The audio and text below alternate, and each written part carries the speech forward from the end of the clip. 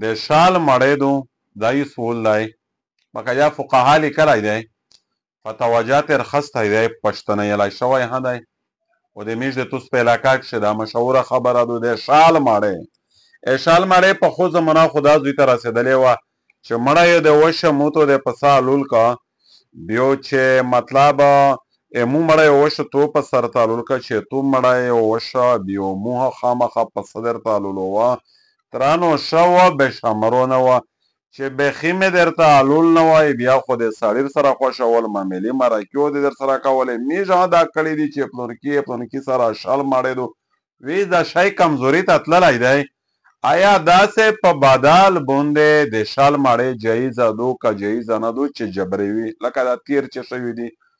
نو یو خو دا خبره ده چې بنیادي چېرته مړی وشي د هغې کور د پورا د هغې کور د افراد د پورا د مړی باندې بس مستحب عمل دی ښه خبره ده چې کلیوال ګاونډون رشته دارون دا غمجنه کورنۍ ده مړی دا ویر کو سنت طریقه دو رسول الله صلی الله علیه وسلم د صحابي د شهادت په وخت کښې دا خبره صحابه ته کړې ده چې دغه د ډېرې غټې صدمې سره مخامخ دي د مړی ترتیب وکړي یوې ناوند سره تر 3 ورځې پوره دا مستحب عمل دی دا را خو دو مسله پوته شوه دا میږ وله پښتنو وله شډل وله چې تو مړی درته کوې زه مړی درته کوو چې ته مړی زه در مړی درته وکړه تی بیا درته ونه کې بیا مې تو که خیر وه معامله وي په دا باندې باقاعده مرکې هم سره کولې سره پې ستړیولې هم د بلا پې خفه کېدل دا غیر شرعي طریقه ده دا جایزه نه ده دا عمل نارو دی نارو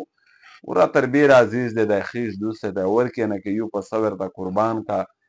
د غم په موقع یې ورکړه الله نه بدل وغوړه الله ډېر بدلې ورکوونکی دی خو چونکې دا جبرن مطالبه په شال کښې مطلب جانبین نه د ذبح مطالبه پسه د ذبح کولې مطالبه یا د شال مړی مطالبه دا نارو ده دا جایزه نه ده دا غیر جایز خبره ده لحاظه چاته که د مړی ورکوې په بدال و نه ورکوي لیلا فیلا ورکوي الله و اجر درکوي الله یو بدال درکوي قیامت باخره و درته په ملاويږي خو کدا نیت ته ول یا د مطالبه وا دا عمل جایز نه دی په ګناګور هي الټا په دا عمل نو باید چې تاسو دا مسله ذکر کړئ